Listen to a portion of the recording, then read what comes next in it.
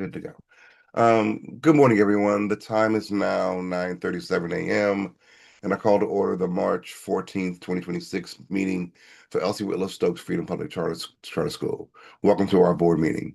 My name is Dr. Anton Smith, and I am the board chair. We have a sufficient number of trustees present today to constitute a quorum for today's meeting. I will now hold a roll call vote for the trustees and ask that each trustee indicate their attendance by saying present. We have Morgan, Present. Kevin, Present. Stanley, Present. Beatrice, Present. Carlos, Present. Kadeen, Present. Amy, Present. and I don't see anyone else. I hope everyone else. And I'm Anton Smith, present.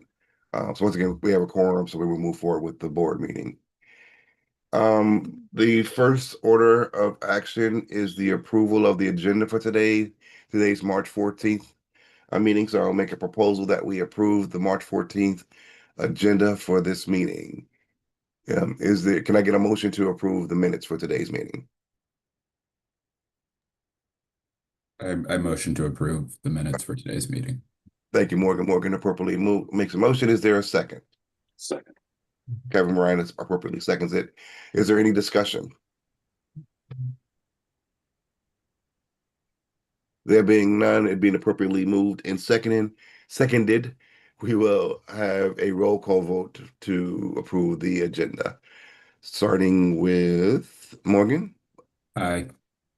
Kevin, Aye. Stan, Aye. Beatrice, Aye. Carlos, Aye. Kadeen, Aye. Amy, Aye. and Anton Smith is aye. The motion to approve the minutes, the agenda passes unanimously, so we have an agenda. The next item is a proposal, and I recognize we need to do these separately to approve two prior sets of minutes that we received in advance from Bobby. And so I will first focus on the November 8th, 2025 board meeting minutes. So I'm putting out a proposal that we approve the minutes from November 8th, 2025. May I get a motion to do so? Is there a motion? So move.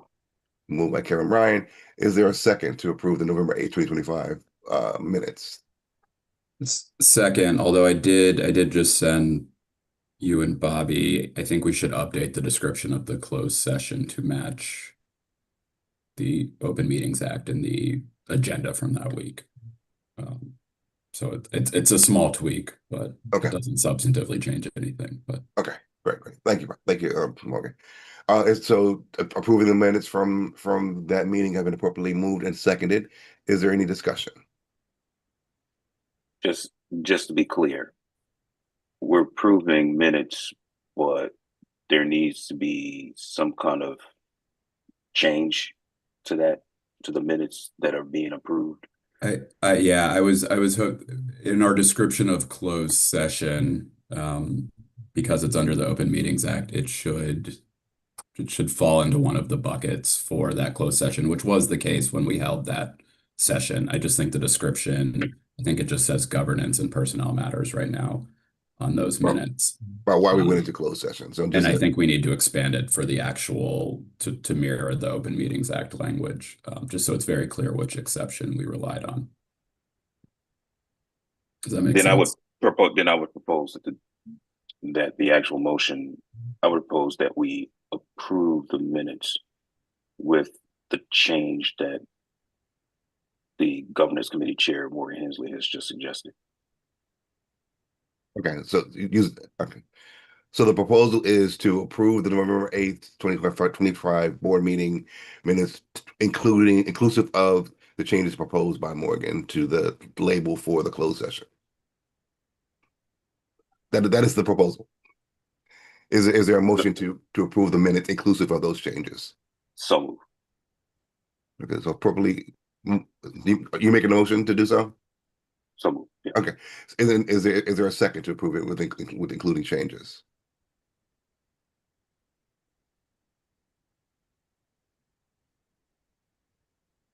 Second. Properly moved and properly seconded. Any discussion? There being none, we will now move to a roll call vote, indicating aye that you approve those minutes. Starting with Morgan, Aye. Kevin, Stan, Aye. Beatrice, Aye. Carlos, Aye. Kadeem, Aye. Amy. I didn't hear you. We unfortunately didn't see you. Uh,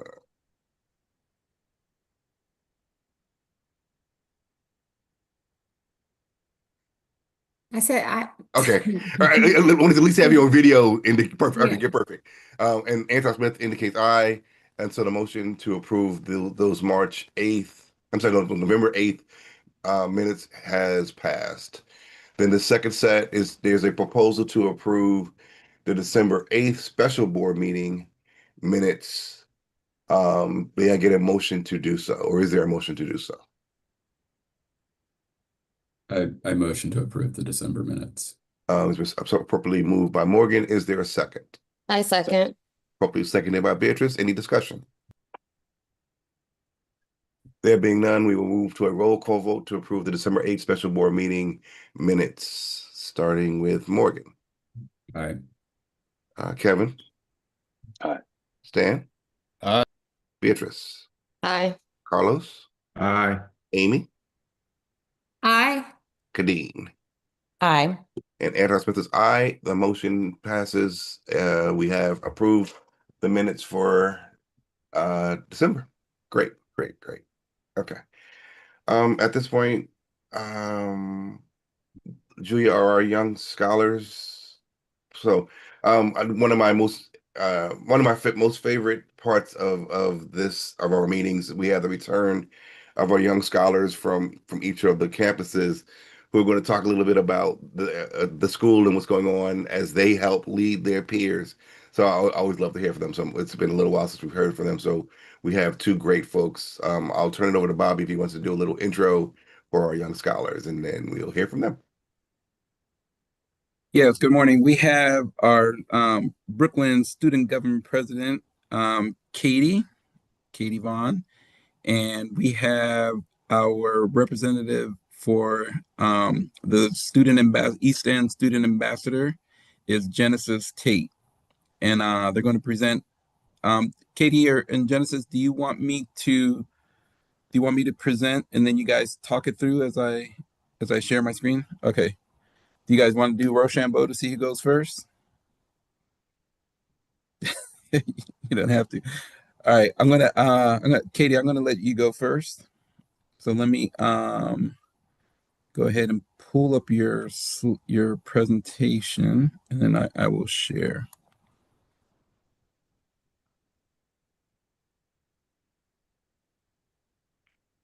Uh-oh.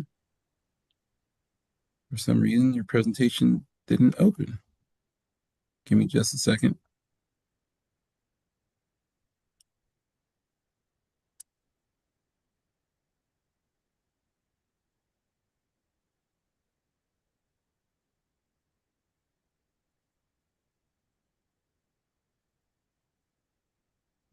Right, there we go.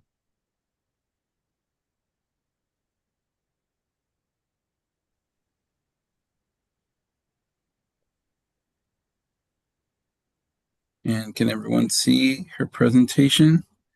And let me go ahead and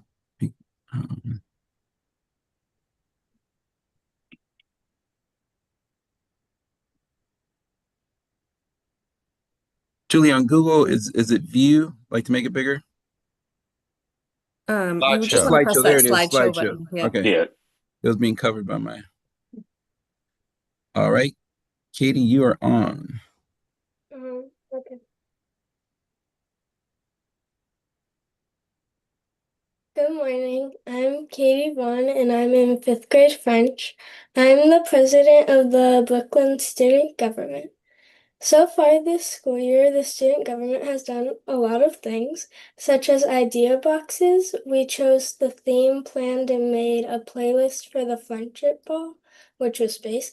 And then we chose the top 5 finalists for the yearbook cover contest. And in our next meeting, we will be discussing our organization that we will be supporting through community service this school year. And I'm excited to see what the student government will do in the upcoming meetings. Okay. Thank you. And then I will Fantastic. pull up Genesis. Give me just a second, Genesis. Let's see if I can pull yours up. And then we will have questions. Nope, it's doing the same thing. Give me a second.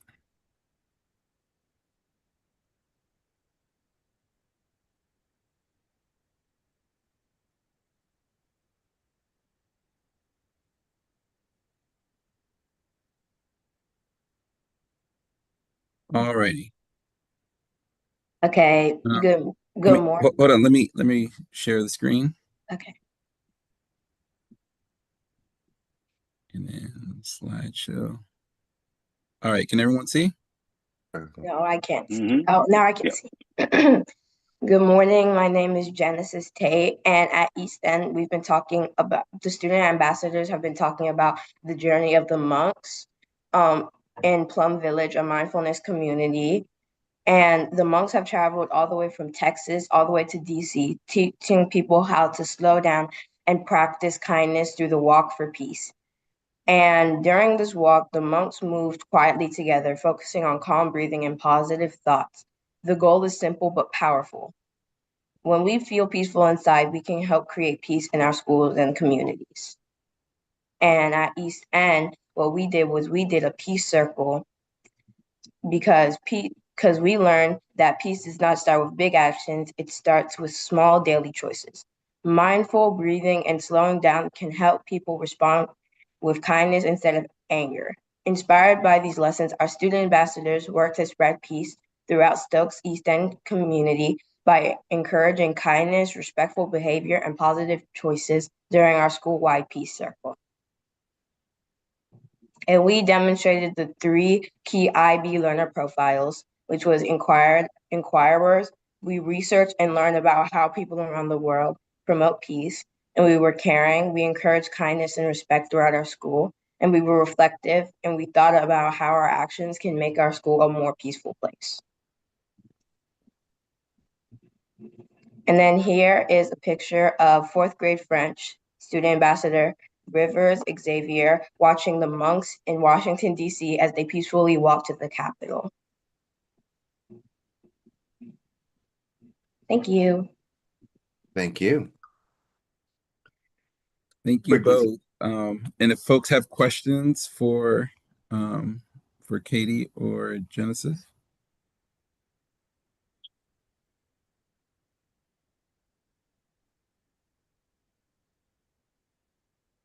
No questions? Actually, I I'll do just have a comment. question. Oh, sorry. Go ahead, please. Oh no, I just wanted to comment. I like to have takeaways. So one of my takeaways for you, particular Precious, your presentation is I try to incorporate that breathing part. So as you Mhm. advance in life in stressful situations, circle back to this moment and use it. It's effective.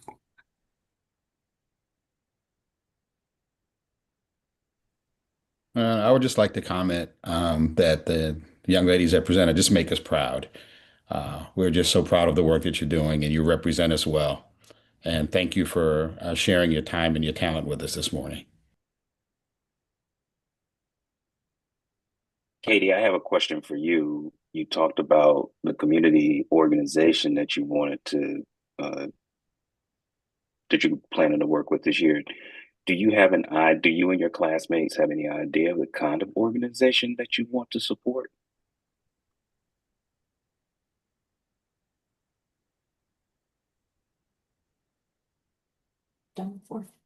So in like past years at the student government, we've done like fundraisers for like Phoebe, and then one year they also did the Ronald McDonald House. So in the next meeting is when we're gonna like be discussing like which one we're gonna be doing. So we don't have like a great idea yet, but in our next meeting we will. Okay. Thank you. And I'll make sure that when the student government gets their community service project, I'll share it with the board so if they want to also contribute. Please. I have a question for Genesis, and that is about the peace circles that you spoke about. Is that something that you're hoping that East End will continue to do throughout the rest of the school year and then on from that? Well, yes, I feel like we should keep on doing it at East End because I feel like when we did the first peace circle, talking about like what we could do for peace, I felt like everyone was like peaceful and like together and like nothing bad was happening and stuff like that. So I feel like if we continue to do that, then like all of us will have peace and like all of us will like be kind to each other. Excellent. Thank you. I don't have a question. I have like a few other trustees. I have a comment, and I really wanted to thank Genesis and Katie for their leadership. It's so refreshing to see the next generation of leaders and as a board to support you guys and help you on your journey. And so I'll be amazed to see where you guys are 20 years from now. As it's kind of as you know, and that we witness your earliest steps of leadership. We want to encourage you to continue to inspire your peers and to set the amazing examples that you have set and continue to set for not only your community but for the rest of the world. So I can't thank you enough. I love this part of our meetings to actually hear from you guys and hear what you're doing to help lead the school. So thank you.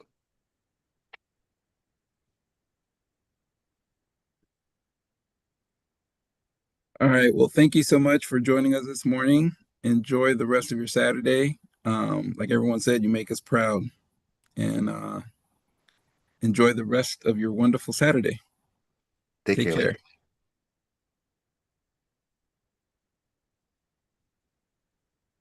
All right. Great motivation to keep us moving on this Saturday morning. At this point, we will turn to committee reports. Committee reports, starting with the Fabulous Finance Committee. But we'll take that. Fabulous. We'll take that. Spring must be coming. Thank you. Good morning, everyone. Good morning. Morning, sir. Good morning. Good morning. Morning. So we the Finance Committee we did meet a couple of times over this past quarter with Stuart and Bobby and even Bill on his outgoing, and went through several key components or initiatives for the finance team. One, we were thinking about the transition, how that was going to happen, and making sure that the resources that the school thought they may need in this resources. We talked about that. And I'm sure Bobby and I don't want to steal a thunder, but we talked about bringing in outside help specifically. And then we also talked about the audit report on the updates that they said we need to do to improve the process. So I think Stuart will give an update on that as well. And then just the overview of where we think we're trending right now as far as our previously approved budget. Stuart, Bobby, do you guys want to take it away? Sure. Yeah, Stuart can go ahead and share. Yes, I have about three pillars of information that I would like to just discuss briefly on this call. The first is what Carlos referenced was, if you guys remember during our audit review, we had some findings that we needed to work on and correct. So I wanted to give everyone an update on that. I'll give you a 30,000 foot view of the goal, and then I'll share where we are. So finance is actually working with other departments to help us get us to the finish line with these goals. Am I able to share my screen? Okay. So this is the corrective action plan that I shared during our last meeting. So the first one, our policies and procedures, we're on track for year end to have it completed, and we're bringing in some in-house help. I'm working with Miss Bryant on bringing in a fellow to assist with pretty much all of these, but number one, two, and three in particular.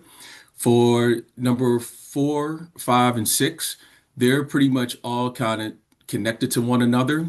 The auditor suggested that I parse them out. I think I mentioned that in our last call, but our target dates are between April and year end, and I feel confident that we could achieve all of these benchmarks. So the other pillar that I wanted to discuss is we, during our budget preparation and forecasting preparation, we saw that we had about, for our approved budget, we had about $115,000 formula error. And while this amount represents less than 1% of our budget, it was in the best interest for full transparency that I wanted to bring this to the board, the discrepancy.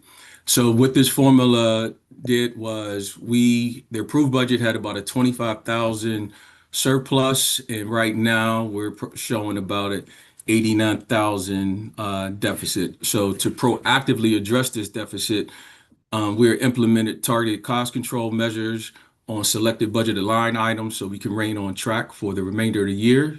These actions will prioritize protecting our core operations and our student services, so we can maintain fiscal responsibility.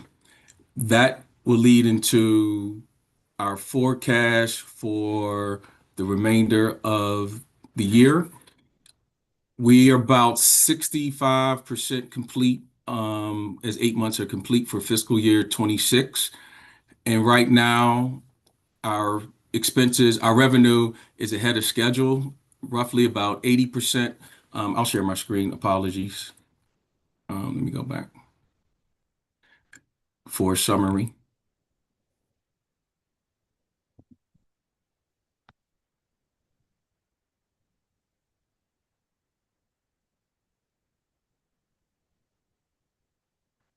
So right now, our revenue, we're pretty much collected most of it so far, so it's outpacing our expenses, but our expenses will catch up. And right now, we are about 62% in terms of our expenses to budget, with about 35% of the school year left.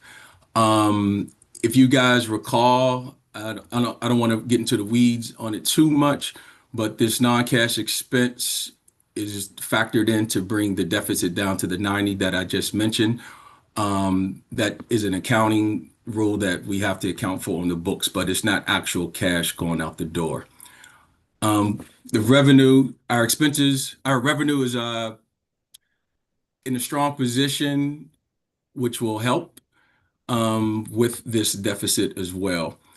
Looking ahead to fiscal year 27 budget development, we are anticipating a 2.55% increase in our per pupil allocation for the upcoming school year. And I think we're estimating, correct me if I'm wrong, Mr. Bobby, about 715 enrollment. And that's what our baseline for our budget will be. On the expenditure side of things, for FY27 budget that I wanted to highlight, we're finance is collaborating with school leadership on an updated salary scale to support recruitment, retention, and for us to remain competitive in the marketplace for staff. These updates, along with the full fiscal year 27 budget draft, will be shared in full detail in May for our May board meeting. So I just wanted to go through all of that, and I can take questions now that you may have. Did you want me to pull that back up, Antoine? I saw you kind of look at the screen. No, I don't need to pull up. I guess my question is, what were, without getting too in the weeds, what were the No most problem. significant contributors to the shortfall, and what particular areas most contributed to the shortfall. Oh, yeah. So you're talking about for the formula error? Right. Yes. Give me 1 second. I have that. Well, Stuart, you need to explain. I didn't know if Yep, I you said will. it, but you caught some calculation errors versus. Yep, All right. Okay. So that's correct. So basically, it was a formula error to where, Antoine, the formula was picking up two line items twice. Okay. Yeah, and then one wasn't picking up at all. So the net Oh, effect of those three transactions was about 115,000. so it isn't that we all of a sudden we misbudgeted or we started spending crazy. No, no, not at all. Okay. Yeah, it was It's strictly a formula the error math. in the spreadsheet. Exactly. Perfect. Perfect. All right, great. I thank you. That's the clarity I needed. Thank you. Okay.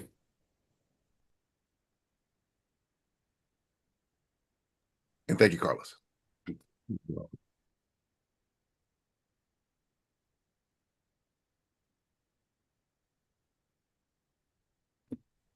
more questions from Is the, it- the board on the budget update? All right. Great, great. Thank you.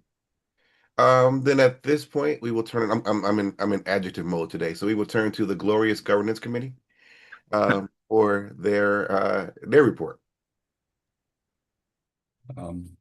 Not much from us. We will be recommending and discussing a new trustee. We'll do that. We'll do that later in the meeting. That's our big one. Bylaws should be or are already with going to the PCSB for their review, so nothing on that front. Thank you all for helping us get there. And then we are also in the process of updating, call them the supporting policies and procedures.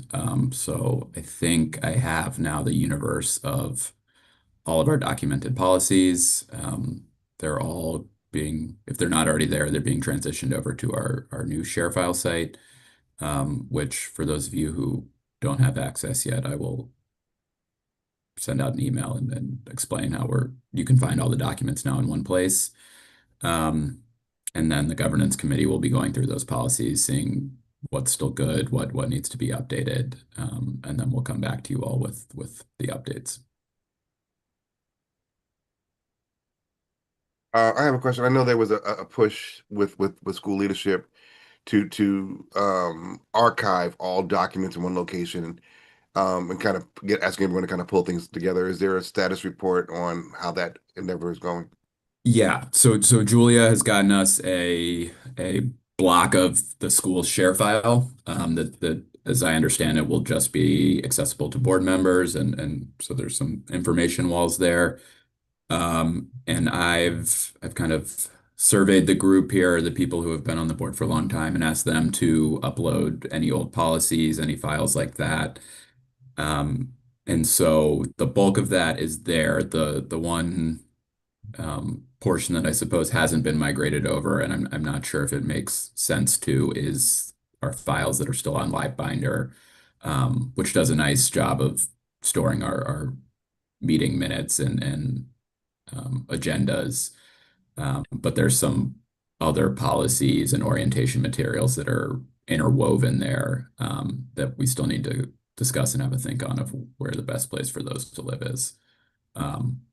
And I believe, at least for those who I requested, kind of check your archives, those people should have access to the share file. But I'm realizing now I should send a large group email to everyone so they can get in there. Great, great, great. Thanks, Morgan. Thanks, governance. Other questions? Just a question. Do we think there are big policy changes we are going to need to address this moving forward, or we think we are now in a good place to move, put this to finalization? So I think the biggest updates were the bylaws, and we're through that. I don't think any of our policies are, significantly inconsistent or wrong at this point. I do think we may want to document or elaborate on some of our other policies, or that are been maybe more informal, but should be spelled out in a formal SOP.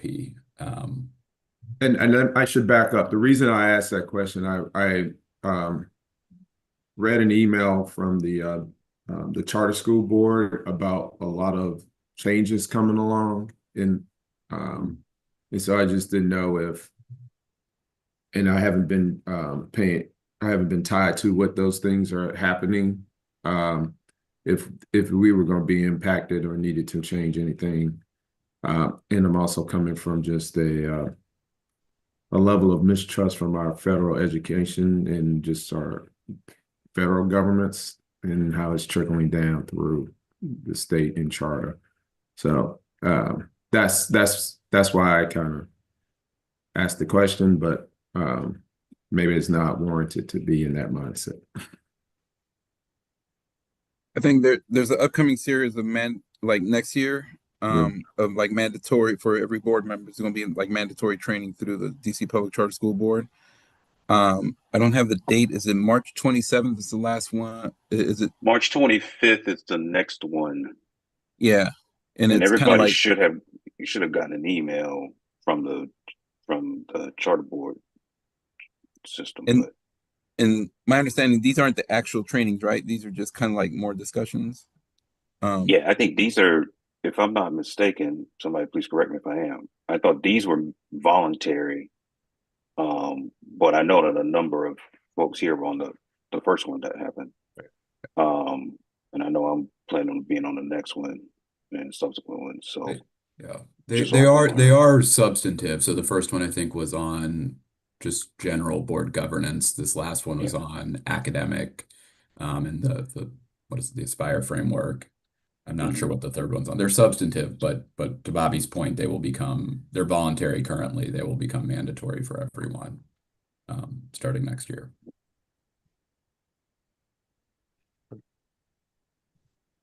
Any other questions, comments, concerns?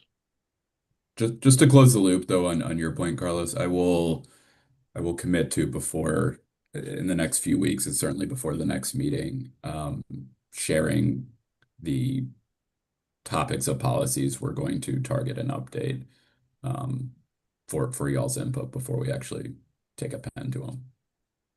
Okay. No, that's fine. Thank you. Okay. And so turning to the group that deserves two adjectives, so the awesome and amazing Academic Excellence Committee. Thank you so much. I'm just going to give our little update this time, and then I'll share a little PowerPoint and ask for some board action. So the Academic Excellence Committee met. We discussed the fact that we just wrapped up our second trimester of instruction at Stokes, and we just finished up our Records Day and Professional Development Day. Yay! We're also looking into the near future. The students in 3rd through 5th grade are about to take DC CAPE right around spring break time and beyond that, which is our high stakes assessment for the year, as well as our 5th graders are about to start their exhibition, our IB exhibition project. And so we're excited for that. And we'll be sure to invite board members to the exhibition presentations if you'd like to join us, because the students really work hard on them and there's some really great presentations. The other thing that we discussed was the Aspire framework, and the hope that the board would move to support school leadership in adopting Aspire as charter goals. And so I would like to share a presentation now with your permission to talk to you a little bit about Aspire, give you an overview of what the framework looks like, and then suggest a vote if that's possible. So here we go. All right. So the Public Charter School Board has been in the process of creating a new accountability framework for public charter schools. If you remember, if you've been working with charter schools for a while, the Public Charter School Board used to have something called the PMF, the Performance Management Framework. This is kind of the new iteration of the PMF. So it's the way that they are tiering schools and providing accountability to schools. So my goal today is to share general information about that framework and then ask for board approval to adopt Aspire as our charter goals. So Aspire stands for the Annual School Performance Index Report and Evaluation. And I'll share this presentation as well. You probably already have the links and everything, but there's a lot of details on the Public Charter School Board's website regarding like very complicated policy and technical information. So those two links are here available for your reference if you'd like to go back and look at them.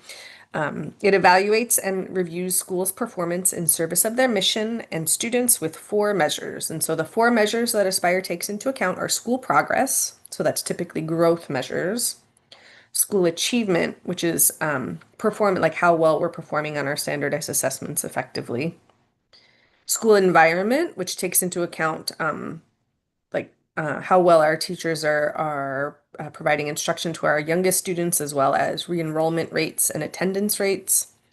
And then 2 goals related to our school-specific performance. And so I don't know if you recall, we've discussed it, I think last year, we adopted 2 separate goals for the school-specific performance measures with the Public Charter School Board. And so the way that the PCSB uses this is to make school oversight decisions, and it is shared with families and communities to let everyone know how schools are performing. But it's a very complicated framework, and so I'd like to share a little bit about the overview of how this framework works. So there are many different types of frameworks that PCSB uses. The one that Stokes falls under is the pre-K to 8th grade framework. And so this is the way that the pre-K to 8th grade framework is broken up. In the school progress section, there's 2 different growth measures for our standardized assessment, which right now is DC CAPE. And that assesses performance growth on ELA and math on 2 different metrics for our 4th and 5th graders. So how well our students grew from 3rd to 4th grade and how well our students grew from 4th to 5th grade. And each of those measures is 9 points. So that's a big significant portion of the Aspire framework, 36 points in total. The other portion on the school performance measures is the access growth rate. And so that's growth for our English language learner students from 1st through 5th grade on the access test, how well we're performing relative to other schools there. The other thing is there's 2 opt-in measures for some additional bonus points. And so we can choose to use some of our interim assessments for English language arts and math to get ourselves a potential additional 5 points on Aspire. The next section is the school achievement. And so this is our proficiency rate relative to other schools on our 3rd through 5th grade DC CAPE scores. And that makes up 22 points. So it's another big portion. So you can see that, 47 points, no, 48 points of our framework is dedicated to DC CAPE scores. So that's a huge portion of the Aspire framework. The next section is the school environment. And so CLASS is a framework that is a teacher observation framework. OSSI sends observers to our pre-K classrooms to observe our classes, and they score us on a rubric. It's normed. And there's 3 different sections in that rubric: classroom organization, emotional support, and instructional support. Each of those are worth 4 points. They also assess absenteeism rates and re-enrollment rates for 8 points. So those are also big sections. The part that many schools, including us, are very excited about is that DCPCSB included school-specific performance measures, which we were able to choose in alignment with our mission and our goals for students. And so Maribel and I worked with the Public Charter School Board last year to identify that we would count pre-K class emotional support as one of those school-specific measures. The emotional support in class assesses how warm and inviting the school environment is for students, how well we're supporting students' emotional well-being, and we thought that that was really well aligned with our goals for students and creating an environment of respect. And the second piece, which we're also really excited about, is we are using our IB exhibition rubric for our second school-specific measure. And so we created a very detailed rubric to assess how well our students perform on that last sort of culminating project of their IB education with us at Stokes. And it's a bilingual project, so we were able to kind of bring that into the mix as well. Kevin, I see you have your hand raised. Yeah, thank you much. Just quick question. We talked about these assessment. Is that assessed through some kind of standardized testing? Is that some other way? And if so, is that what the DC CAPE is? I'm just trying to make sure I understand how these pieces fit together. Absolutely. So yes, all of the state assessments are DC CAPE. So those top four are DC CAPE as well as these two right here. So those are all assessing, so that the school progress only assesses our fourth and fifth graders because our third graders don't yet have growth scores for DC CAPE, but the school achievement is counting our third, fourth, and fifth graders from DC CAPE scores. Yep. Great question. So the standardized testing and all of that that's going on is through DC CAPE. Cool. Exactly. The school selected growth assessments, we can choose our interim assessments like DIBELS, iReady, or NWA as a school selected growth assessment here. Thank you. Any other general questions on the framework right now before I move on? Okay, I'm gonna keep going. So the thing that makes Aspire a little bit difficult to communicate around is that there is a very complicated formula for each of these measures. In order to get points on Aspire, they set floors and targets for each of those metrics. And the floor is where you get 0 points, and the target is where you get 100 points. Those are most often based on DC performance. So relative performance to how other schools in DC are doing will determine what the floor and target is for each of those measures. Some of the measures are also determined by the publisher research. For instance, class, the pre-K assessment is determined by what the publisher says is the target for quality instruction. And also each of those measures has student group weighting.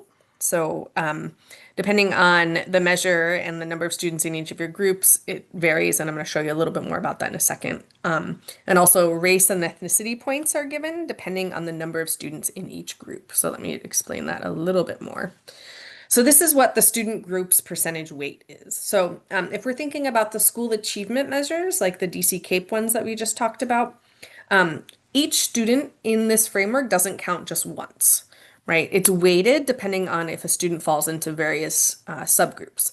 So for instance, economically disadvantaged students count for 40% of that score and so even if only 10% of your students are economically disadvantaged, those students will weight 40% for the score. Not economically disadvantaged students weight 20. Various race and ethnicity subgroups weight 15. So this 15% is divided among based on the proportion of students in each of those race or ethnicity subgroups. Students with disabilities count 15%, and emerging English language learners count 10%. So you could have a student in the Aspire framework who is economically disadvantaged with disabilities and an EL student who is Hispanic. That person's score would count several times for a huge weight, if that makes sense. So a student can fall into multiple buckets and their score will be counted multiple times. The race and ethnicity category is broken down, again, like I said, by these various groups, depending on the number of students in each of those groups in your tested population, to roll up to a total of 15 points. All right, so before I move on, do we have any questions about student group weighting or anything like that in the Aspire framework?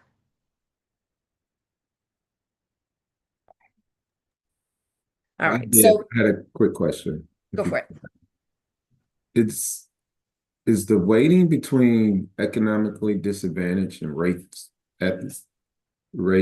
ethnicity, is that double counting to a degree? Oh, absolutely. So a student could be quadruple counted in this case, right? If we had a student who was economically disadvantaged in a race and ethnicity category with disabilities, who is also an English language learner, that child's score could count multiple times. Yep. Okay.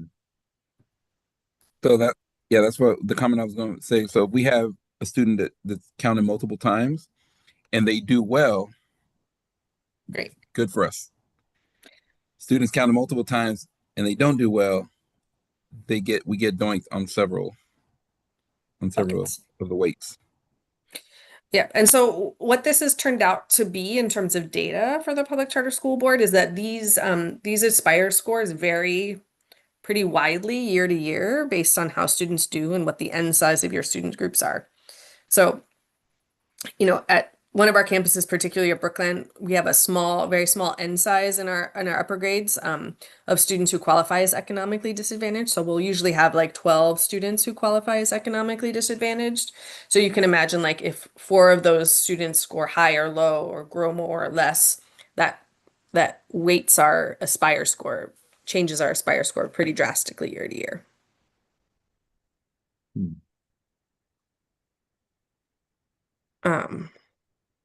Then once all of those scores, those complicated formulas are calculated together, Aspire gives us levels, and there's 5 levels. PMF used to have 3 levels, and now they have a 5-level performance measure.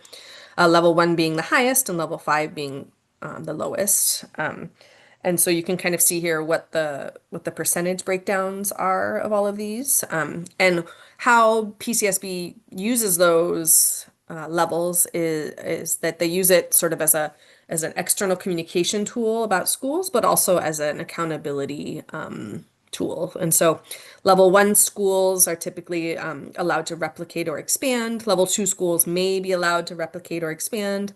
Level 3 schools are typically not allowed to replicate or expand. Level 4 schools are not allowed to replicate or expand, and they may be required to go through what's called a quality QSR, quality service review, quality something like that, QSR, the following school year, where observers from PCSB come into the school using a tool and observe how classroom interactions are going. And they also, PCSB may meet with board members and school leadership to come up with a plan for that school. Level 5 schools are not allowed to expand or replicate, and also they are subject to an immediate review of their charter and whether they're up for charter, and they may be subject to charter revocation. So this is kind of how PCSB uses those levels. So once we calculate all of those scores, the total points earned, including the bonus points, then are divided by the total points possible. So there may be cases where, like when we saw this framework section here, this adds up to 100 points possible. But if your n size is too small for you to get a score for one of these pieces, you may get like that number of points subtracted from the total possible. And then the percent is then calculated based on that. So our ask today is that the Board of Trustees votes to adopt the PCSB's annual school performance index report and evaluation, Aspire, as its charter goals and student academic achievement expectations. And I'm going to talk to you a little bit about that. And I'm going to stop sharing screen now, just so I can see your faces. So we've discussed sort of the pros and cons of doing that. In my opinion, there's not another good option in order to satisfy the needs of the public charter school board as adopting Aspire as goals. If we didn't do that, we would have to negotiate individual goals, individual academic achievement goals. And the public charter school board really uses Aspire as its baseline acceptable level of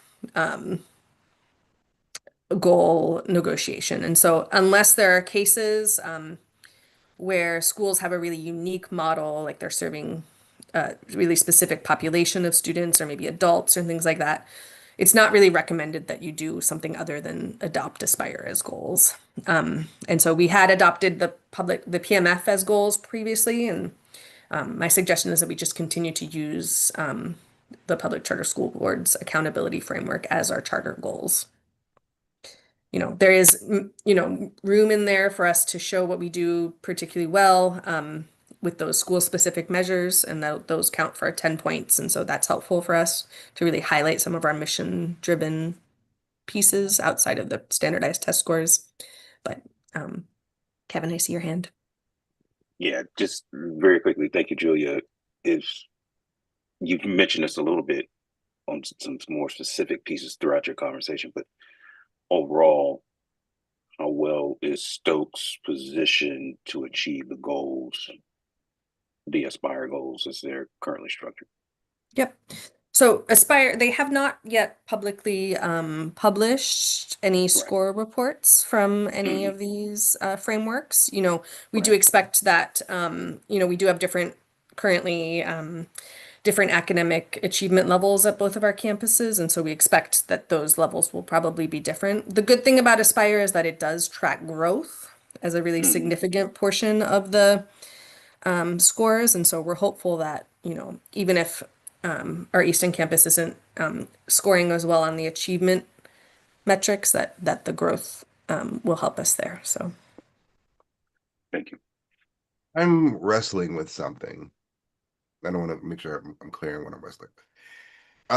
And so the two terms that jumped out at me most during your presentation were framework versus goals.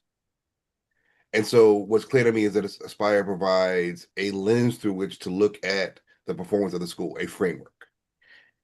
But then when I hear the word goals, I didn't necessarily see the Aspire framework saying where we should be, which is good because what has me worried. So, Julia, as you look at this, how does this proposed framework align with the current strategic plan that we put in place?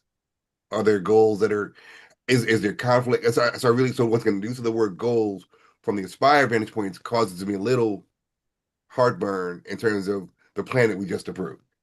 Can you speak a little about Yeah, absolutely. So, we definitely kept Aspire and these accountability frameworks in mind as we went through the process of planning for our strategic plan. There are many outcomes in our strategic plan that are related to student growth measures on our standardized assessments.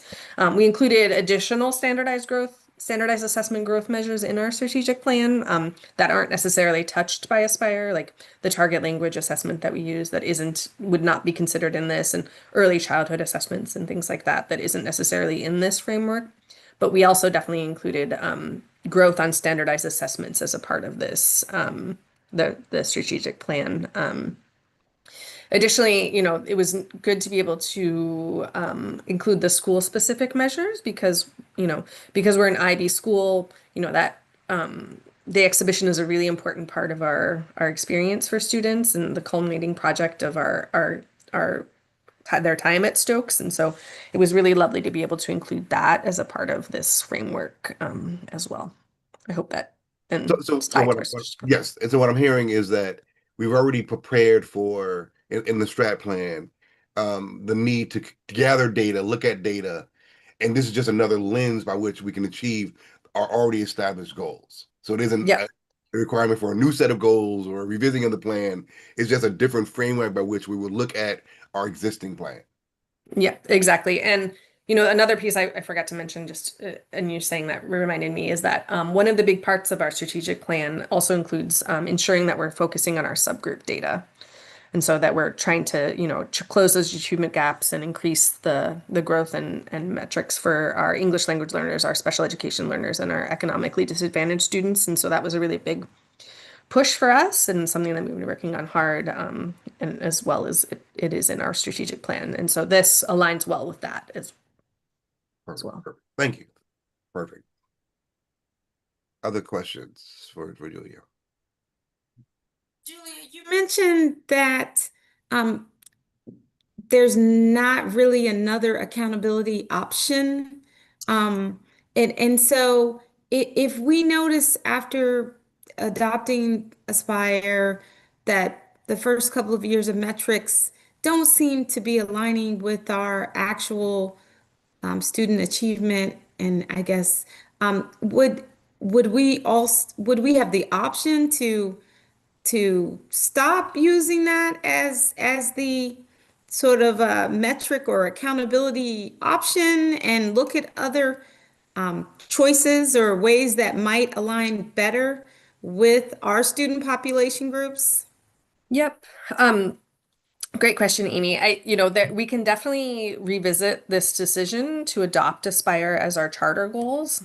Unfortunately, though, what we've heard from PCSB is that regardless of whether we adopt other goals as our charter goals, they will continue to hold us accountable to our performance on the Aspire framework.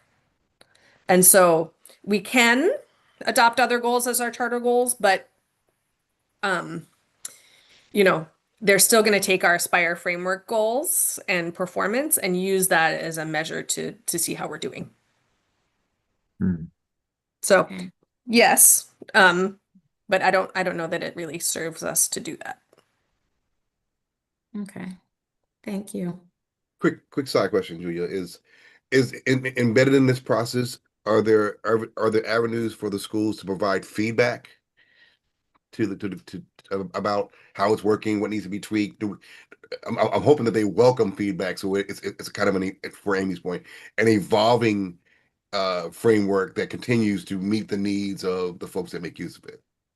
I really hope so. You know, there were opportunities as they were developing it for schools to give feedback, and you know, we definitely participated in those.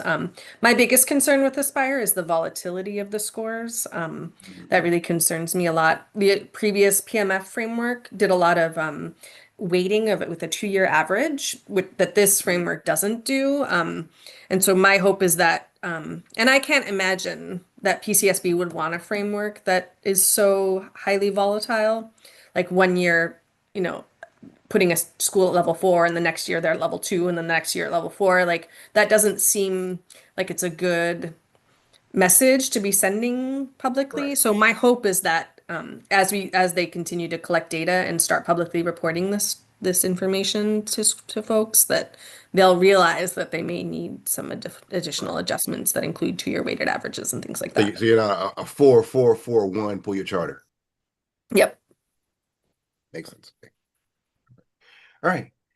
Well, we have a fantastic proposal on board from Julia for Stokes to adopt the Aspire framework.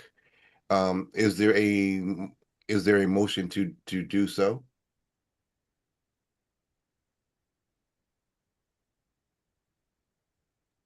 I motion. So moved. Moved by both Kevin and Stan. Is there a second to adopt the Aspire framework for Stokes? I second. Hopefully seconded by Kadeen. Is there any discussion? Further discussion about proposal? All right. There being none, at this point, we will have a roll call vote to adopt the Aspire framework for Stokes, starting with Amy, Carlos. Yes. Thank you. Carlos, Yes. Stan, Yeah. Kevin, Aye. Morgan, Aye. Beatrice, Aye. Kadeen, Aye. and Anton Smith, aye. It's unanimous. Julia, you have a framework. We have a framework.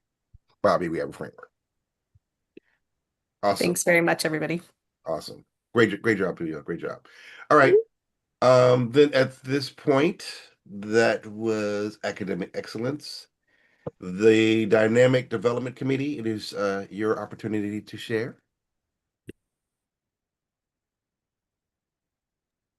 Good morning, all. I'm going to turn over to Erica, or at least there should be an update during the leadership team's strategic plan report out. So there's not going to be a separate development committee report, but there will be some updates on what has been happening with sort of resource development and sustainability with Stokes when that separate report is given. Awesome. All right. Then in terms to the heroic HR committee, fundamentally, we continue to move forward with developing important policies and procedures for the school.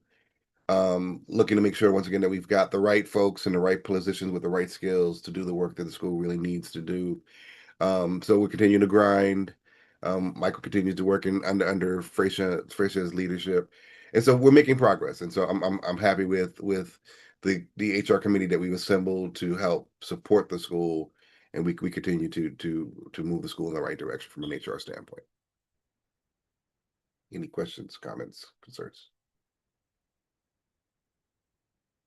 Okay. Cool. That concludes the committee reports for this meeting. At this point, we will turn it over to our head of school for his report, Bobby Caballero. Thank you. You're welcome. When I share all these, let's see, slideshow. There we go. Good morning, everyone. I just want to give a little report on the head of school report for the March Board of Trustees meeting.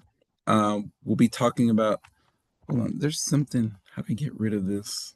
It keeps blocking my view. There we go.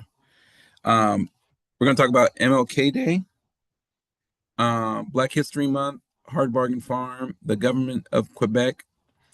I'm going to highlight staff, alumni on the move, which is my favorite portion, and then upcoming events. So we had an MLK Day of Service at the Brooklyn campus led by the equity team, and students created, they made sandwiches that day, and they wrote notes and created little gift bags to unhoused folks. I think they created like around probably I think it was like 400 little bags, and we took it over to the shelter over on New York Avenue. So there were a lot of people there. I don't think I've ever seen that many people volunteers on that day. So kudos to the equity team. I know last month I highlighted Aiden Yonkers. He's our little go-go player, but he came back to do the Black History, one of the Black History Month presentation. We had a whole bunch of them throughout the month, and he spoke about like the history of go-go music, and he pretty much led the whole assembly by himself. He did call and response. He had students come up, and he showed them how to play the conga drums, and it was great. And his confidence was just amazing. So shout out to Aiden again. Every year, our students get to go to Hard Bargain Farm. Our students from the 5th grade East End class, they learn about, becoming stewards of nature and, who polluted the Potomac and cleaning the Potomac. Of course, pre that sewage spill, but that I'm sure they spoke about that as well. Two of the highlights that I really love about Hard Bargain Farm is, of course, the hay ride down here where they have like a tractor and they, pulling a cart full of hay. So the sunset hay ride, and then milking the cows. Milking the cows always kind of cool. Where students get to actually milk the cow, and sometimes they put the milk in a little container, and they just shake it and pass it around the students. And they just shake it a little container, and after maybe 10 or 15 minutes of shaking, they have a little butterball inside, which is kind of cool. And then the remaining milk, that's buttermilk. I learned that at Hard Bargain Farm all the years of going. We had the government of Quebec visit our East End campus to do a presentation. And, it was funny because when they spoke to Ms. Bryant and Mr. PDK, they were like, do you want me to do this presentation in English? And they were like, no, do it in French. And as always, our kids show up and they did the whole presentation in French, and they were absolutely amazing. They were blown away by our students, as many people are when they come visit our school. I'm going to ask Ms. Bryant, can you, sorry for putting you on the spot, can you tell us the relationship between Stokes and the government of Quebec? I know have we been officially adopted by them, or? This has been a partnership in the making for probably about 6 months, but a former Stokes School teacher, I guess maybe a year ago or so, participated in a training that was sponsored by the government of Quebec. And at that time, that employee thought that it would be really good for us to be connected for our French track, to have another. We have active partnerships with the French Embassy and with the Alliance Française, but this is just another example of La Francophonie that the kids can have access to. So we started conversations toward the end of last school year about how to structure a partnership, and this year was the kickoff of that partnership. It's like an adoption program. This office has relationships with a few DCPS schools, and they call it their school ambassador program. But we are actually the only school that they have a relationship that has a French immersion program. So it's a really nice fit. Thank you. No problem. So moving on, we are highlighting staff, and I want to highlight Mr. Bill Muchadwowski. After 15 years of serving Stokes as Director of Finance and ultimately CFO, Bill officially retired on February 28th. We wish him the best of luck. And after 15 years, I finally learned how to spell his last name, and then he's going to leave. But, c'est la vie. But yeah, we wish Bill the best of luck. We really appreciated having him on board, and he kept the school afloat for 15 years financially. And he was hilarious. He always dropped these real funny jokes every now and then. Alumni on the move. Alumni on the move. I want to highlight three, and it's for Women's History Month, so I made them all female. I want to highlight Diatu Diop. She was just selected for the DCSAA All-Star. She is a senior at DCI, and we are very proud of her. I don't know. I know she's been on a few college tours. I don't know that she has she committed yet? Do you know, Ms. Bryant? She is not committed. Okay, so I know I she's don't looking. know. I'm not Okay, sure. all right. Yeah, I'll double check, but typically that's the May one where we announce, where some of our students are going. But I know that she did a college tour up in Philly and visited some of our alums up in Temple, UPenn, and Drexel. So I want to wish Diatu the best of luck. And our next alumni move that we're highlighting is our very own Diana Acosta. Diana Acosta is an education policy and management program manager at Aussie. She found out that we were having a meeting. I think it was Ms. Bryant and Stuart maybe having a meeting with Aussie. And Diana found out, she's like, oh, that's my old school.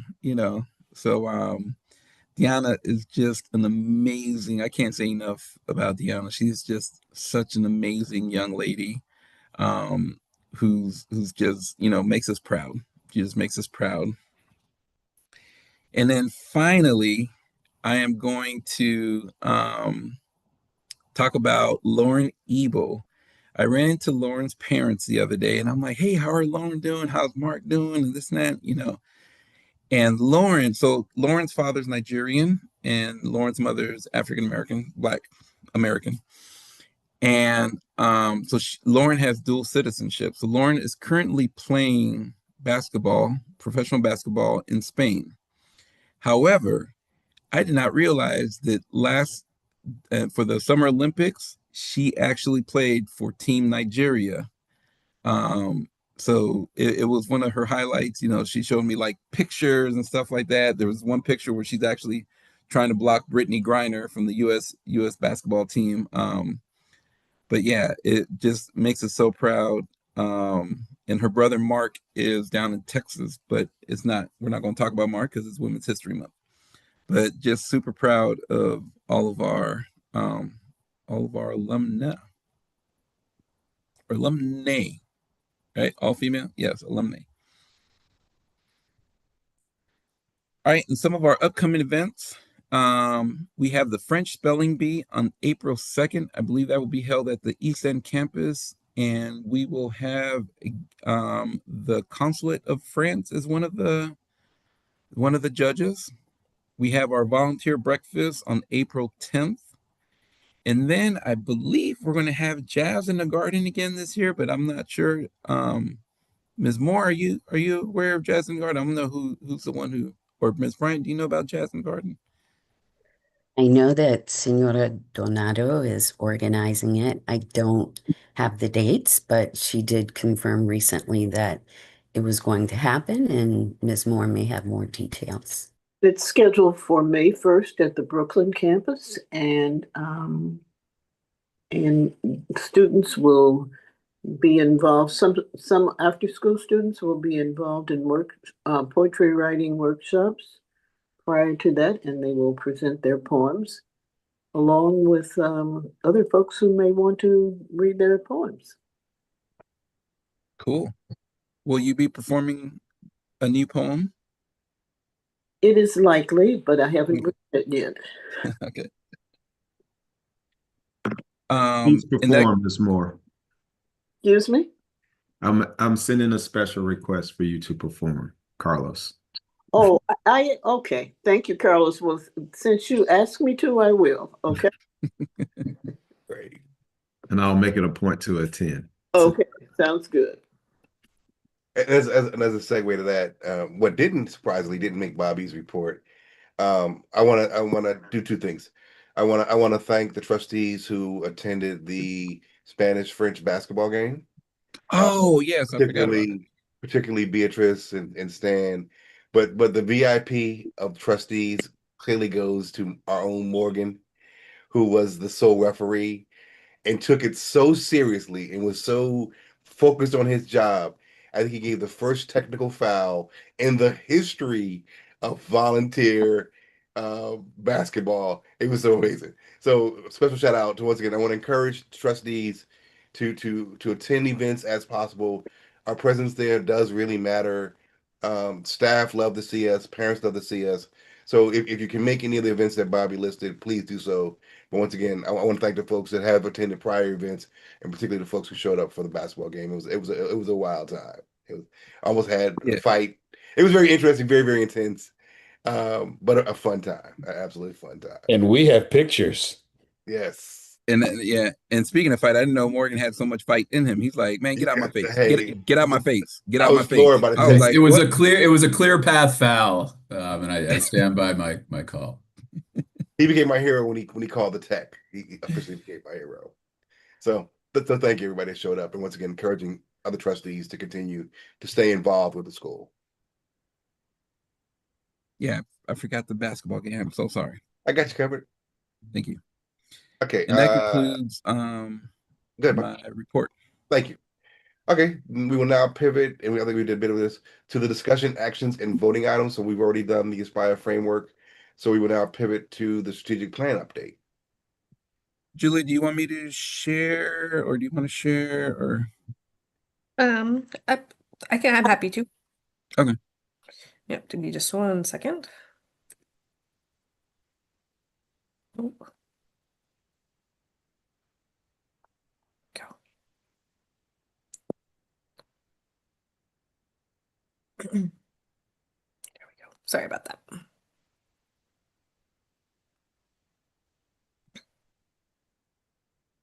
Can everybody see my screen? Yes. Yes. So this next part is just kind of like to touch base on the strategic plan where we are, so far this year. We just want to, we put all this effort into creating an amazing strategic plan, and we just want to kind of report out, kind of like, from a high level on where we are with the strategic plan.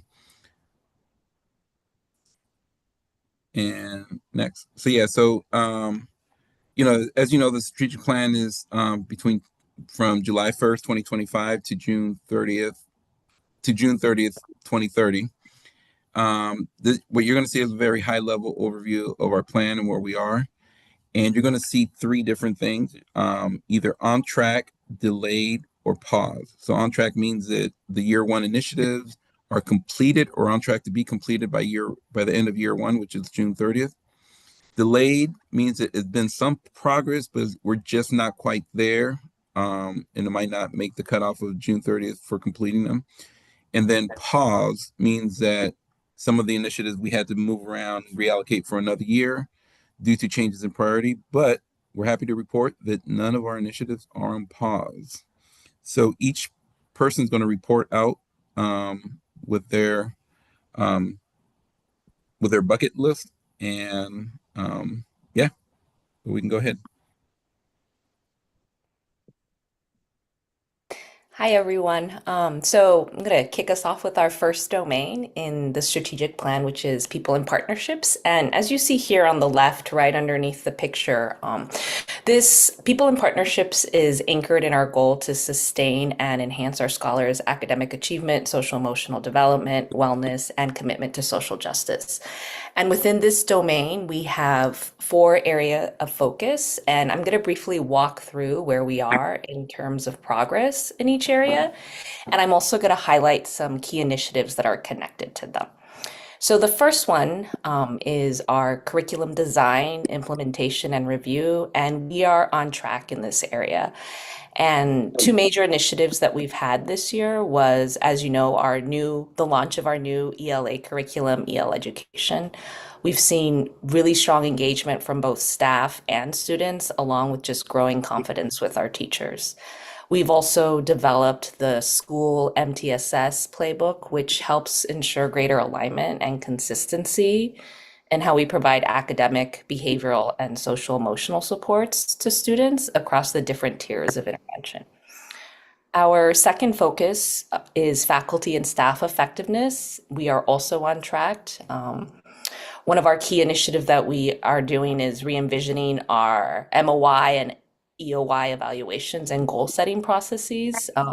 We recently completed the MOI process about a month ago, and we received positive feedback from both staff and supervisors, and we're looking forward to launching the EOY process at the end of the school year.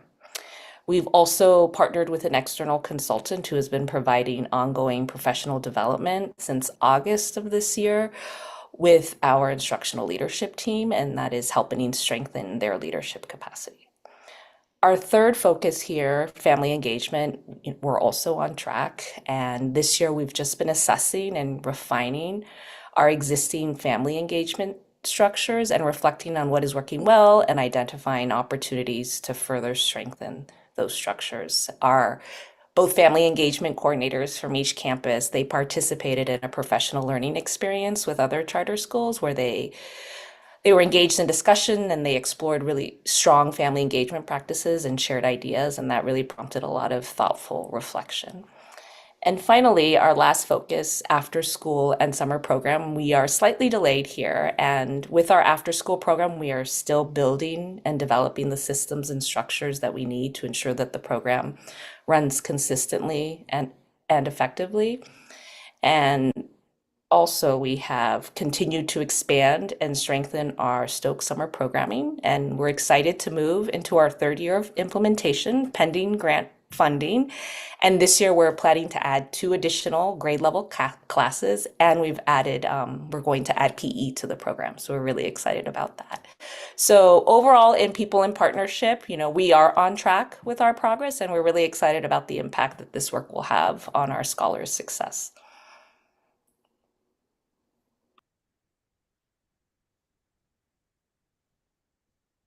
Thank you, Maribel.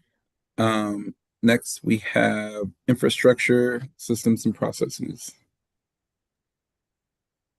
Good morning, everyone, and pardon my harshness of my voice. For me, here's just similarly to Maribel, a quick update on several key infrastructure priorities from our strategic plan and the progress that we are making. For faculty and staff and succession planning, we continue strengthening our staffing pipeline. Remains a top priority. Through our CTA fellow partnerships, we continue to build a pathway for future educators while also supporting retention. As Maribel mentioned, based on our mid-year evaluations, we're successful and we're feeling confident about strong staff retention heading into next year. So we are on track. For facilities, here we are delayed, although we are continuing long-term planning for both campuses. At Brooklyn, this includes playground improvements, and we're also continuing to broader planning work for future campus needs. Some timelines have been shifted slightly as we work through planning and development considerations. So here we are delayed. For technology, we are focused on on building a comprehensive strategy that support instruction operations and responsible technology use. As part of this work, we've joined the Bellwether AI cohort, which we're very excited, which is helping us develop a thoughtful school-wide policy to guide how AI can be used responsibly and effectively in our school for our staff and students. So we are on track. For governance, operational policies and procedures, we are also continuing to strengthen our governance and operation systems through reviewing our policies and procedure. The goal continues to ensure clarity, consistency, and easy access for policies for both staff and on board. So we are on track. For communications, finally, with communication, we're working to improve internal communications by clarifying communication channels and strengthening feedback loops with both staff and family. We want to make sure we're ensuring that information continues to flow, but just more clearly across the organization. So overall, the initiatives are helping us to strengthen the internal systems that support our staff, students, and long-term sustainability for the school. And that is my portion. Thank you. Resource development and sustainability. Good morning, everyone. So this next section of the strategic plan focuses on expanding, strengthening, and sustaining the school's resources, including human, social, material, and financial. So over the past year, or in year one of this plan, our work has focused on several key areas which are reflected in the initiative shown on the slide. The first area that I'll highlight is strengthening development capacity. We are on track for this. One of our first priorities this year has been to really bolster the internal capacity of the development department so that we can pursue more opportunities and plan our fundraising work more intentionally. So under that category, this year we brought in the communications director onto the development team, which has really strengthened our work around fundraising campaigns and donor communication and storytelling. We also continue to work with our partners at Funded Strategies. They are a consulting partner, and they're helping us to strengthen our development strategies and to expand our grant pipelines. In addition, just in terms of developing capacity, we held two fundraising training sessions with the Board of Trustees earlier this school year to help build a stronger culture of philanthropy and increase board comfort with donor engagement. A second area of focus for us has been to expand and diversify revenue. We're on track for this as well. So far this school year, we have submitted a total of 14 grant proposals, which is already 4 more than we submitted in all of last school year. So this reflects both our expanded grant pipeline and our increased capacity to pursue new and additional funding opportunities.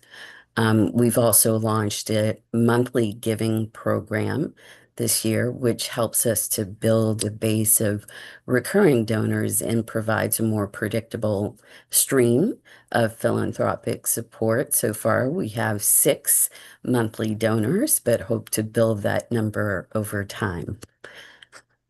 A bonus for us this year is that we have begun to, ahead of time on the strategic planning timeline, we have begun to establish a planned giving program much earlier than expected. And this was as a result of one of the gifts that we received in our Giving Tuesday campaign earlier in the year.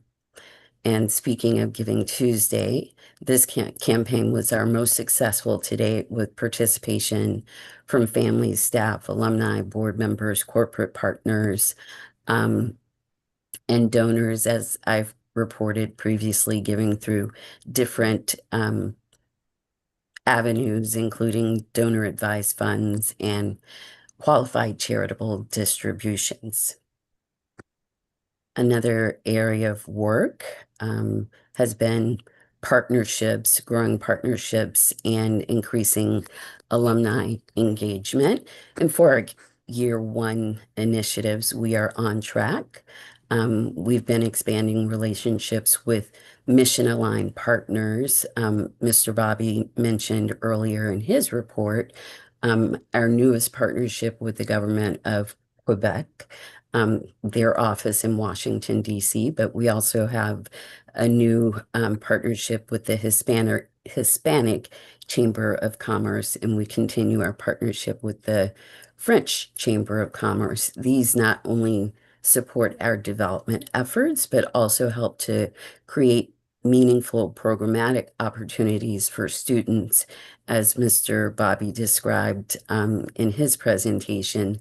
Our 4th grade French class was able to engage very substantively, the word is not coming, substantively with the government of Quebec delegation in French about issues that were relevant to what they were studying, including government structures. At the same time, we have started organizing alumni data and laying the groundwork for a more formal alumni network to strengthen their long-term engagement. Another initiative that's underway is the development of a Stokes School Foundation, which the year 1 initiative was to begin a feasibility study, which we have begun. The study is designed to do a couple of things: to assess our capacity to create a foundation and to explore and help us determine, the best structure for the foundation moving forward. And finally, just want to briefly touch on language education, middle school pathways, and expanding those. This work is at least a decade in the making. It continues, and just in terms of keeping this issue at the forefront of people's minds and relevant, I would say that we're on track. As recently as last week or a couple of weeks ago, The Deputy Mayor of Education completed a feasibility study exploring the creation of a language education middle school in Ward 7 or 8. And representatives from the DME's office met with Stokes School representatives, representatives of other charter schools that offer immersion programs east of the river, talk to parents, talk to staff. And so this is incremental progress, but the conversation continues and work continues to try to find and identify pathways for additional middle school seats that focus on language education east of the river. So I'd say overall, all of these efforts are helping us to build a stronger development program and expand the resources that support the school's long-term sustainability. And thank you. Thank you, Ms. Bryant. This next section right here is actually the board development portion. On the strategic plan under resource and development, there's one line for board development. And so we took the initiative and did it for you guys, or you guys can change it. I can report out on this, or I don't know if maybe Morgan or Dr. Smith wants to report, or I can report. I think there's been a lot that's been done, but or we can just kind of look at it, and then since it's not yours and your words, but I'll chime in. I'll chime in, and Morgan can also feel free to chime in.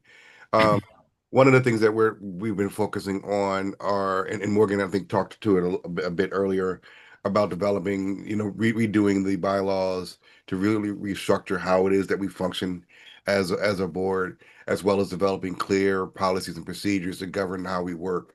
I know one of those that we've been putting in place and that is in the process of being finalized is how we actually the SOPs related to recruitment of board members.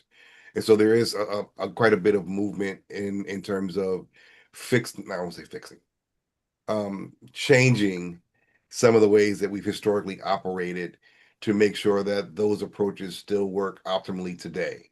And so I think a big part of that is, and a big help for the board will come when we're able to vote in and put into place these new bylaws that provide a lot more clarity and a lot more structure to allow us to be more effective in how we govern the school.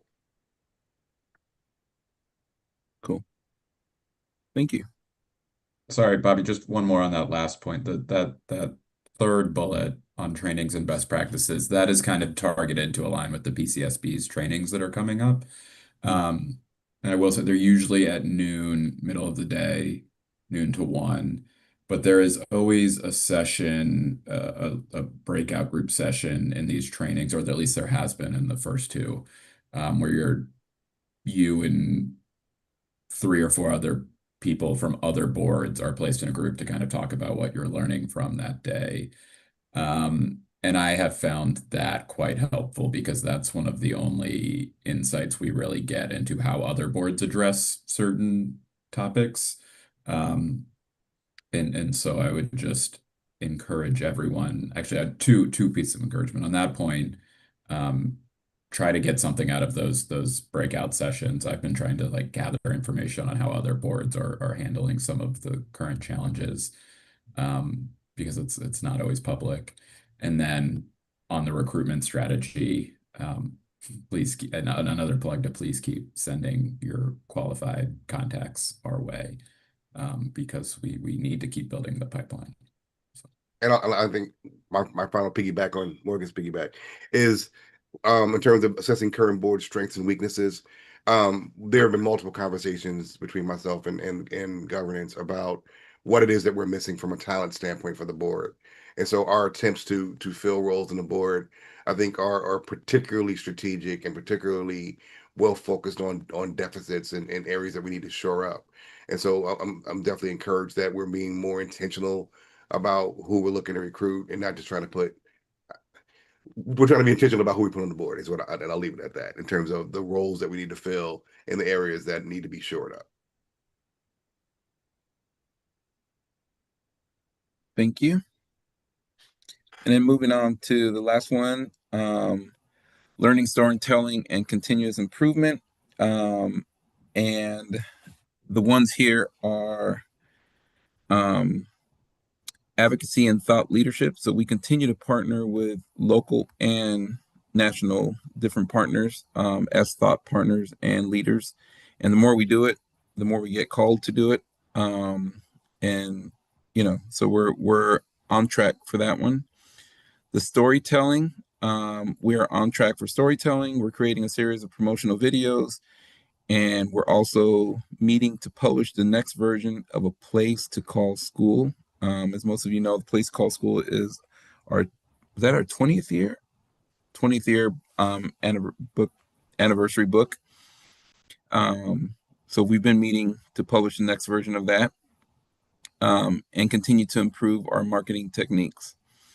Innovative solutions for staff success and sustainability. We are on track for that. We continue to try to have innovative strategies to encourage staff retention, to keep our staff, our really good staff that we want.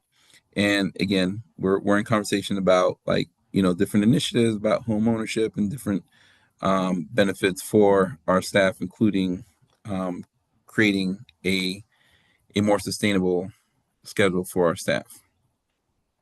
And then reflection and evaluation to create, and we're on track for that, and create like an annual review and evaluation process. And this is part of the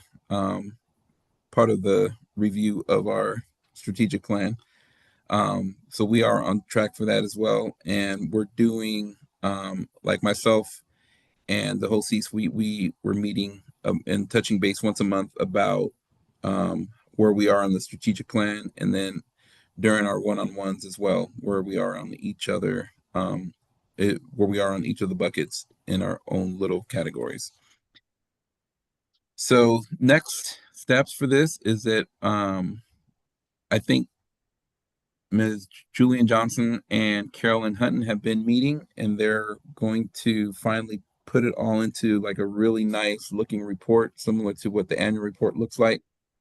And we'll be sharing that out with the community, and we'll add the portion of the QR code to the movie. So, and that'll be released within a few weeks. And then during our June board meeting, I think it'd be nice to show like the movie and just show the updates and progress to parents, any parents that come along, that come to the annual board meeting. And I think that was it. That was it. Any questions?